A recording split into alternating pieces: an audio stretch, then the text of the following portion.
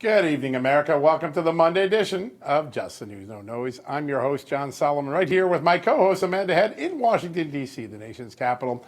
Amanda, a lot of big things today. The president meeting with the South Korean president. Now, the South Korean president, a little bit more on the liberal, pro-China side, but they seem to strike a good relationship today.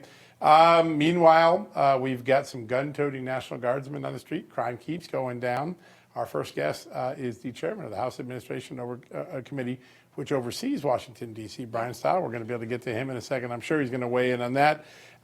What's been on your radar all day? Yeah, that warm reception between President Trump and the South Korean president, and a lot of things discussed between the two of them. As you noted, they're not exactly on the same page on a lot of things, but the president of South Korea indicated, I think, a wise willingness to work with President Trump on all things, especially pertaining to trade and tariffs. The other thing on my radar, as you know, was the executive order signed by President Trump to prosecute and throw in jail for 1 whole year anyone who burns the American flag. And this, of course, revives the entire argument over whether burning the American flag is constitutional as free speech. And I spoke to a number of constitutional lawyers today, and they had some good information for me that's going to be in a story coming out tomorrow, so I'm looking forward to that. But I also saw something blaze across my desk in the culture space that apparently, you know those little triangular peg games that they have at Cracker Barrel? Yeah. Those are apparently woke now. I'm not really sure how. I know, but boy, Cracker Barrel's got a lot of problems lately. Goodness gracious, they just. I was at a Cracker Barrel on Sunday, just I stopped in briefly. How many people? At 5 o'clock on a Sunday, it was about 60% empty. Normally, you'd be waiting for a table. Yeah. And this was in the heart of Red Country on the western side of Virginia. So there are some serious repercussions to what this new CEO or what the CEO has done.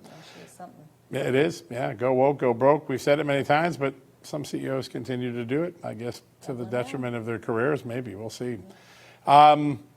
The executive orders today were kind of important. I think, like you said, the flag is one of the more big ones, and the cultural implications of that. Also, creating a new unit of National Guards that will just deal with urban crime, be able to be deployed. They're experts in it.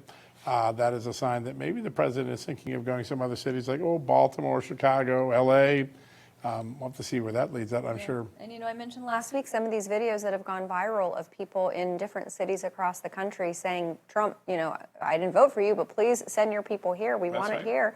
And, videos from people here in Washington, D.C. saying, yeah, we needed help. We needed something to happen because I couldn't walk around the city at night. I couldn't roll through the streets in my car with my windows down. And this is our nation's capital city. When we have dignitaries and nation's leaders come to this city, that's the last thing we want. We do not want to be embarrassed about what we have to hide underneath the tablecloth. No, it's been kicked down the road for 2 and 3 decades. It's always been getting worse.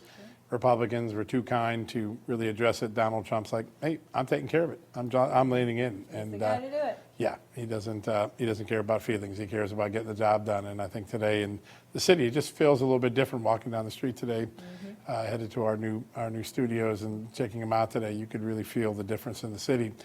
All right, Amanda, we got a perfect first guest to kick things off. He's on the forefront of all of the election integrity stuff, including the ActBlue investigation. He also oversees the District of Columbia as the chairman of the House Administration Committee. Earlier today, we got some time with Bryan Steil, congressman from Wisconsin. Have a watch what we talked about.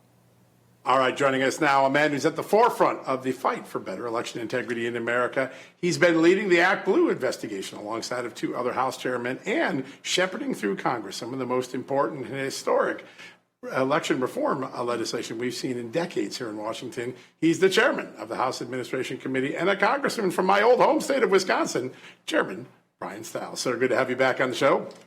Thanks for having me on. It's a great honor, sir. All right, let's start with ActBlue. There was a lot of work over the summer. You didn't take a day off. Everyone was working hard.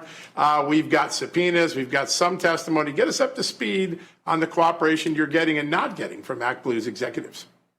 Well, we have issued a series of subpoenas trying to get to the bottom of exactly what is going on as it relates to the financial security protocols that should be in place for any form of online giving, donation, or even buying.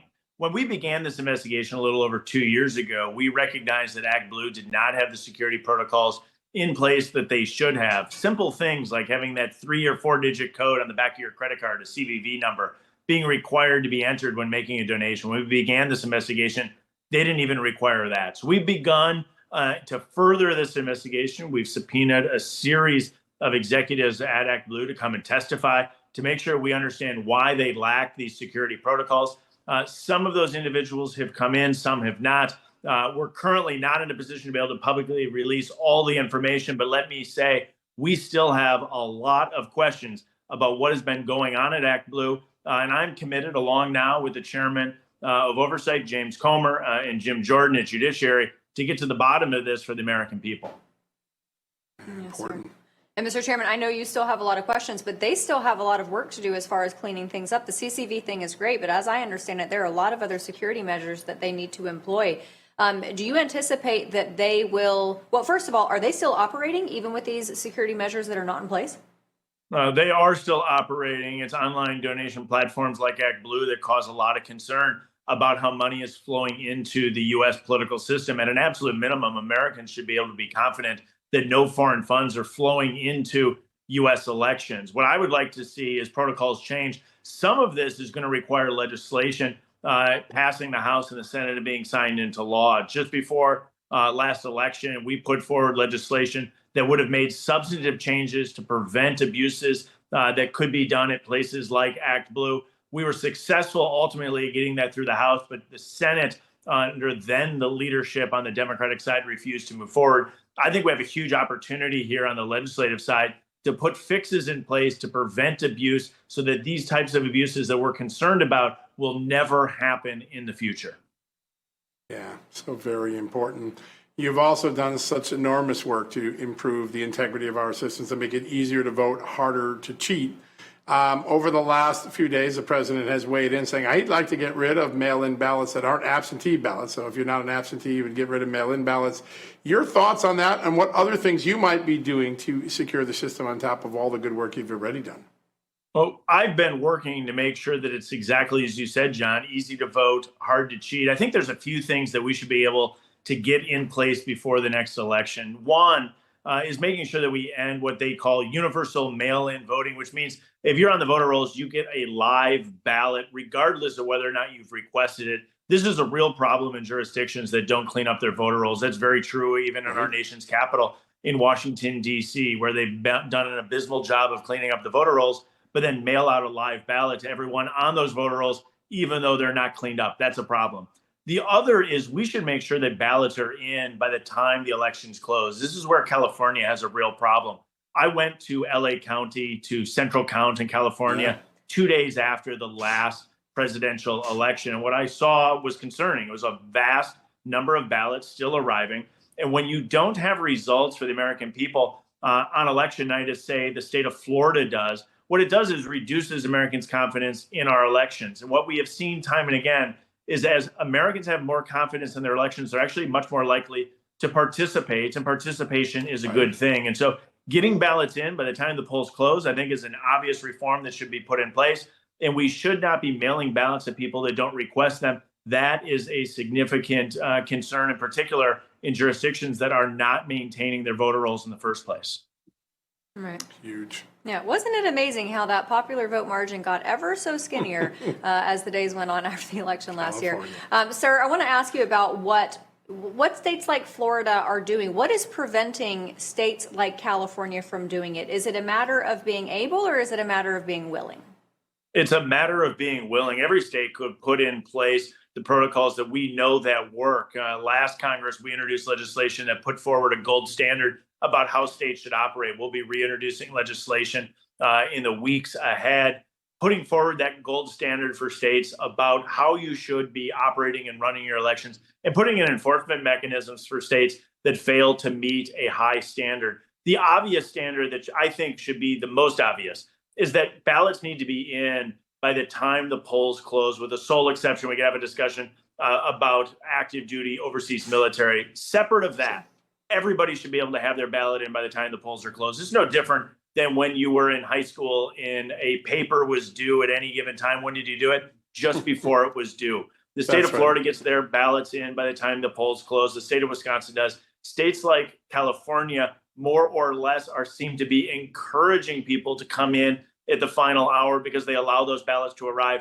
after the polls close. Again, that doesn't instill confidence in our elections. What it does is weakens it. That's not a good thing. What we want is Americans to have strong conviction and strong belief that the election system works, and we know what protocols and procedures we need to have in place. We just need the willingness of states to step up and do it, or we need the federal government to come in and force those states to get their elections into gear. Yeah, so important. Sir, you have overseen also a large part of what goes on in Washington, D.C., whether it's elections or otherwise. The Justice Department announced over the weekend that it is open to criminal investigation into allegations that D.C. police were manipulating crime data, creating sort of a false portrait of security in the city. Your thoughts on what's happened over the last 2 weeks with President Trump sending out the National Guard, federal police, crime going down, murders going down, and now maybe the possibility that we were getting a false picture of what the crime stats really were? Well, as chairman of the Committee on Administration, we've been at the forefront of making sure that we keep visitors, staff, and members safe on Capitol Hill. And so I've dug into this situation about what's playing out in Washington, D.C., holding a series of hearings and roundtables, including with the union leadership of the Washington, D.C. Metropolitan Police Department. But what we're seeing in Washington, D.C. is really a reflection of what we see in liberal cities across the country, in particular following the summer of 2020. Is cities and elected leaders failed to stand with the men and women of law enforcement. What we saw was a rising crime in our nation's largest city. What you need to do is stand with the men and women of law enforcement and then enforce the crimes and the laws that are on the books and put bad people away. The unwillingness of some of our nation's largest cities to do this have made them unsafe. And so what we've had to do is step in and make sure that we're putting the rules of the road in place to make sure that everyone feels safe in their homes. Absolutely every American has a right to feel safe in their homes. And what we need to do is put in place the rules and regulations in our nation's largest, bluest cities to make sure that we're reinstating public safety after an absolute deterioration following, in particular, the summer of 2020, when far too many Democrats turned their backs on our nation's police departments. And we're still dealing with the consequences of those horrific decisions by our nation's bluest cities. Yes, sir. Mr. Chairman, before we let you go, this is obviously a politically blue city, but I think that the men and women who wear blue are a little bit more evenly split. But when it comes to President Trump and his actions here in D.C., the downgrading or the decrease in crimes, do you get the sense that most of the law enforcement here in Washington support the president? I know the union does.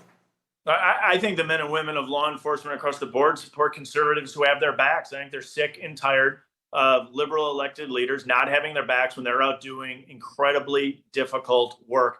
You got to remember, when these law enforcement officers wake up, put the badge over their heart, and walk out the door, they have sworn to answer the call, not knowing what call is going to come across the radio on any given day. I can't imagine how difficult that job would become when they would know elected leaders don't have their backs. What we need to do is make sure that we show we have the backs of law enforcement, and President Trump clearly has the backs of law enforcement. And I would assume that he has the overwhelming support of the men and women of law enforcement in Washington, D.C., but in cities all across the United States who are clamoring for elected leaders to stand up, be tough on crime, reestablish public safety. And we have an opportunity to do that with President Trump at the White House and with a recognition across the country that some of our nation's largest cities are not a place where people currently are feeling safe. Yeah, that is for sure. Mr. Chairman, it's always a great honor. We always get a great update from you. Lots of news always. Thanks for joining us today. Have a good rest of your summer. We'll see you soon back in Washington. Thanks for having me on.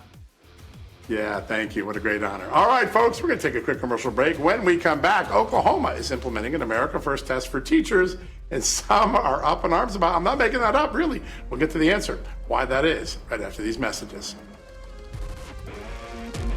Hey folks, in today's world of misinformation and political spin, it's more important than ever to support organizations that put truth and values first. That's why I support and belong to AMAC, the Association of Mature American Citizens. They're the conservative alternative to AARP, and they're working to preserve faith, family, and freedom, three things that matter to all of us.